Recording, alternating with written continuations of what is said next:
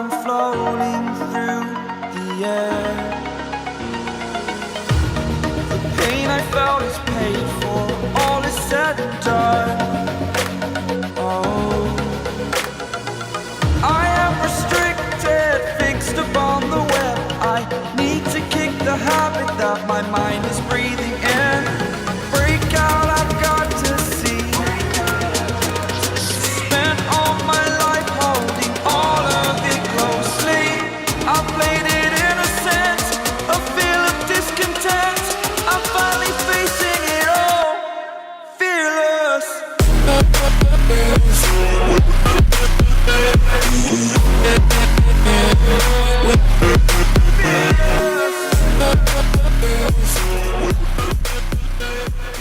You are István Halász. Yep. Or Stephen Fisher, apparently, is the Australian version. Okay. And you're called Stephen since you've been in Australia, which, Yep.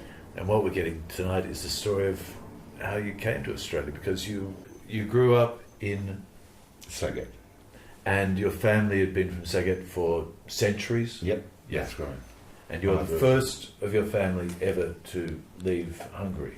That's right. Really? Yep. Okay, well, tell me, let the story unfold. So you were brought up in a well-to-do family in Saget. Your uncle was quite important in the military. Yep. What was he? A commander or He was a general. a general? Yes. Yes. Okay. General, our state, everyone under the age of going into the army, he could have pulled anyone in. Right. And one of the reasons you wanted to leave Hungary initially was that you didn't want to do military service. That's correct. That's right. Now you've been working for some years, painting cars? Automotive repair. Automotive. Yes. But the last 2 years I did window dressing, so luckily I managed to break away from being a spray painter. Right, okay. So using your talent as an artist. Yeah. Before that time you'd had a bit of a business running with importing, exporting jeans. Yes, that's correct. Okay, tell me a bit more about enterprise. Yes. I was a smuggler, you know. Yeah. Not many of us were able to do it, but because I grew up next to a black market, you know, Yes. I knew everyone there. So it was very easy for me to get involved, getting over to Sabatka and find those guys, contact, and then line me up with, 100, 200 pairs of jeans. Yeah. Stash it in the car. 77? 77, Yeah. yes. 77. Was going from one coffee shop to another one. Well, I was snatched. 3 guys jumped out of this van. I had no idea. Each one of them grabbed my arms and just whacked me. Bit of a, chit-chat. Then the police looking at us. Then they walked up to us and telling us, look guys, you have to leave. You guys are troublemakers here. Right. Because you were speaking Hungarian in a Yes. restaurant where everyone else is speaking Yes, Austrian. that's correct, yeah. German. And then as we get up, trying to get out, okay, cool, we go. We just didn't want any trouble. But then at the end, they said, now we're going to take you into the police station. You have to follow us and we take you into the police station. We said, no, we're not going to no fucking police station. We're just going to do a runner.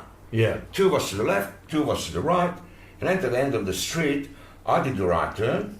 Yeah. I caught the 2 coppers, bang, bang, bang, bullet passing my ears, stayed shooting at me, And there were people in the street. Yes.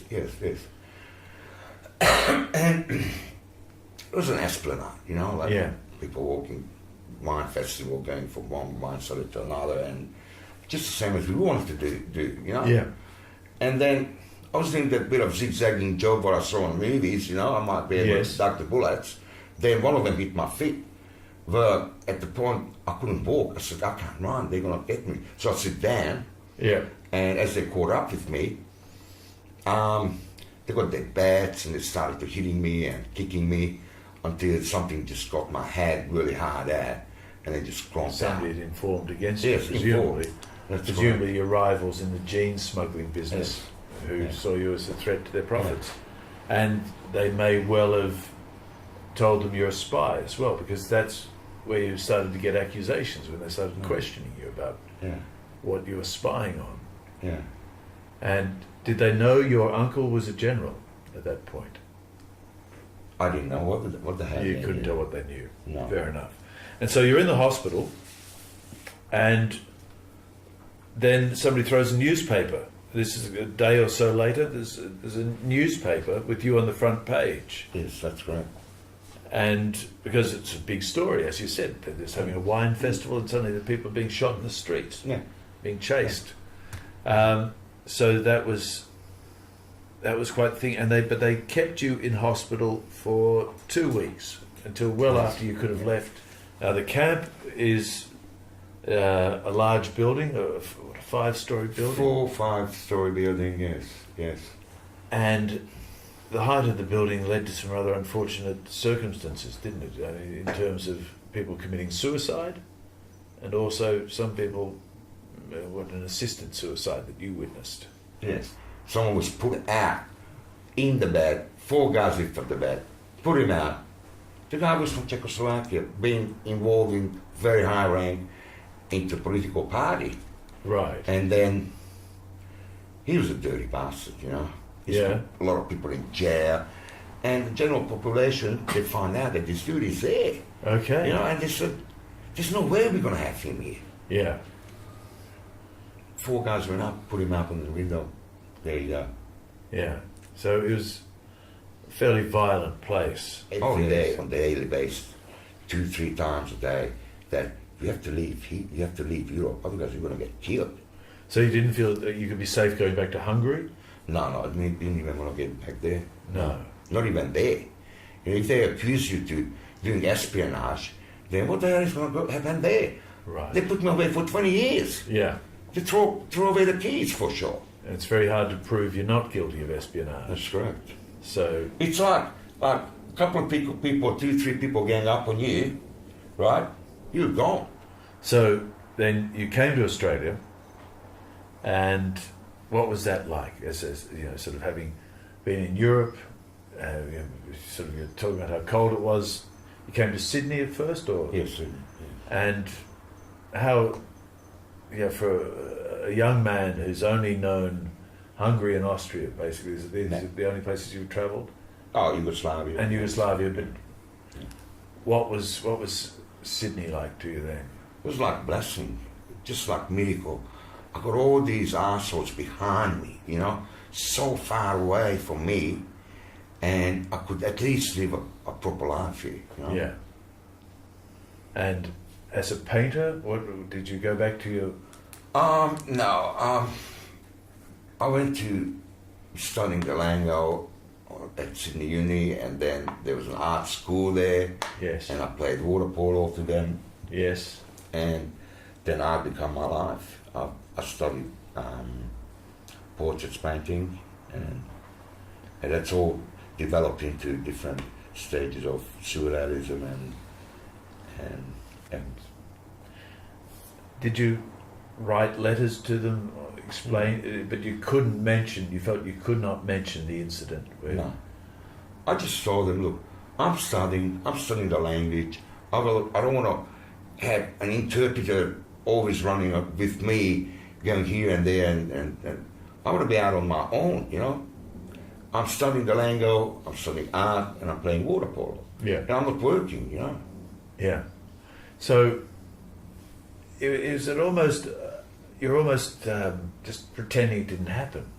Was that right. the state of mind you were in? I blanked it all out of my mind. Yeah. So I didn't go to no strings, but I knew only way to get by here, if I have to blank it all out, throw everything away, everything that reminded me of what happened there. Do you ever have nightmares about it or anything like that? Oh, plenty for years. Yeah. And could you share that with people? Could you explain to people why you were waking in the middle of the night, disturbed, or? Because in Austria, after the accident, I never knew if I'm going to see the next daylight. Yeah. What if they're going to snatch me? 4 or 5 of them. Throw me in a car and God knows what else. So many lives at risk. Oh, Yeah. yes, yeah. Because there's forces at work that are suspicious of people and will shoot before they ask questions. Yep. That's the terror. That's the great success of the war against terror that we're fighting. The terror is everywhere. But it's fascinating that it took you so long to be able to deal with the horror of the situation. Well, Peter, I'm an old fellow now. You know, Yeah. I'm a senior citizen. You know, You could got a just senior's hang out. card. Yeah. Yes. Just got on the bus. Yeah. Well, you wouldn't have to run through the street now. You could catch the bus and they couldn't shoot you so easily. That's it. Yeah. No, but I've got a Harley to get away with it. So Yeah. I'm good. But it is, but it's interesting how the trauma lasts so long, and like by the time you feel safe to tell the story's almost lost. As you say that if it weren't for Martin, who's still That's alive exactly and well, right. yeah, That's exactly right. Since I caught up with him, since then I'm so motivated to tell my stories. You know, without him, no one would believe one word of this. yeah. You know, but he's given me a lot of inspiration. You know.